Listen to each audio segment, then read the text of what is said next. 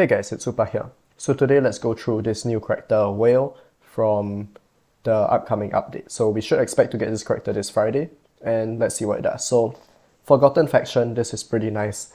Forgotten Faction has actually improved quite a bit. It used to be probably the weakest, but since it got characters like Vasily and Boris, it's actually a very solid faction, but still nice to see it get some additional improvements. Defense type and Force Mark. So this is probably the first non-human character we've gotten in quite a while. He looks pretty cool. And anyway, that's not the main thing of this video. Let's take a look at his skills. Basic attack deals damage by 10% of self-max HP to a single enemy and does extra HP burning damage by 10% plus 1% times the number of layers of sturdy physique owned by self of max HP. So, I mean, he's a defense hero, so this probably isn't gonna do that much damage anyway. It doesn't actually inflict the HP burning effect, so nothing too special. Special 2.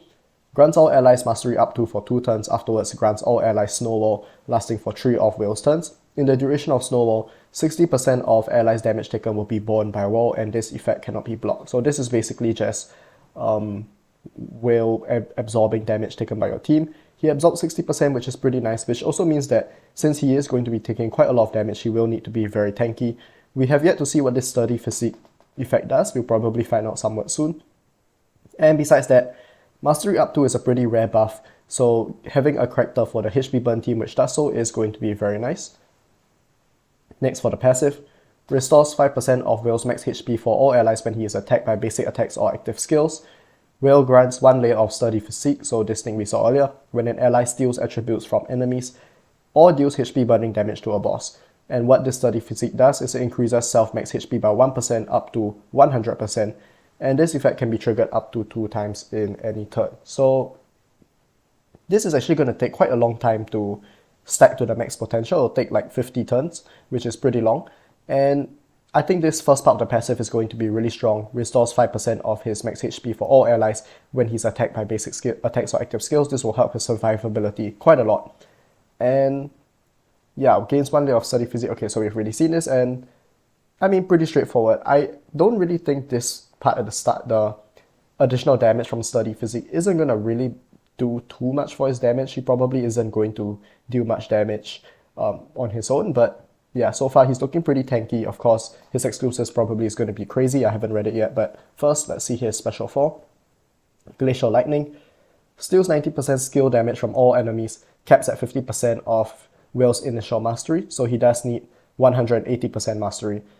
Each target can be stolen once, and self gains 25% of the stolen attributes for 2 turns, afterwards deals damage by 20% of self-max HP to all enemies and additional damage based on his sturdy physique. So, okay, now I can see some potential for some damage being dealt because he's going to steal a lot of skill damage from enemies, and additionally, you do want to build mastery on him, so even though he is the defense tech, I can see quite a lot of potential for his damage now. He will have some pretty strong stats, and also it's worth mentioning that he is going to be a attribute steal character, which is obviously going to be useful for perhaps the attribute steal PvP team.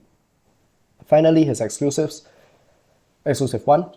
At the beginning of each wave, WAEL cast Thunderous Shout once immediately, and this refreshes the duration of all allies' attribute buffs, which is pretty nice. And then all allies, excluding himself, gains 1 layer of sturdy physique when WAEL gains it himself up to 40 layers. So this will also increase like the, not just survivability because it's HP, but for the HP burning team will of course increase the damage dealt when you have more health. So very strong exclusive 1, even though it looks pretty simple.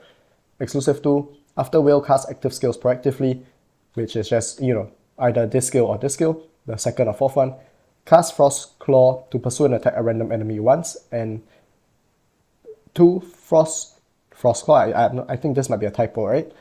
2 Frost. Cast next time will reduce the cooldown of WAEL's active skills by 1 turn, and it will deal 300% of the original damage to the boss. So he's going to be pursue and attacking a lot, so he's going to be pretty good in both pursue and attack and attribute steal teams, which is nice that he actually fits in a lot of different teams. So pursue and attack, attribute steal, and HP burn. And yeah, his damage is probably going to be really solid now that I've seen, all the different skills and exclusives come together. He's going to be pursue and attacking, and obviously he has this additional boss multiplier, which is going to be very strong. And The cooldown reduction as well is just going to be very, very useful. Then when an ally's turn ends, will pursue and attacks a random enemy once, dealing HP burning damage once again. So yeah, I know at first I said that it doesn't seem like he's going to do that much damage, but I mean, you can see from just reading the latest skills and the exclusives, I actually think the complete opposite now, and I think he's going to be doing some very, very solid damage. Now finally, exclusive 3. For Snowball granted to every one ally by a WAEL, his damage taken is reduced by 15%, and Snowball once again is, I believe, on the special 2 skill, so yeah. So grants all allies, which means that this will be a total of 5 layers of Snowball, and this will reduce his damage taken by up to 75%.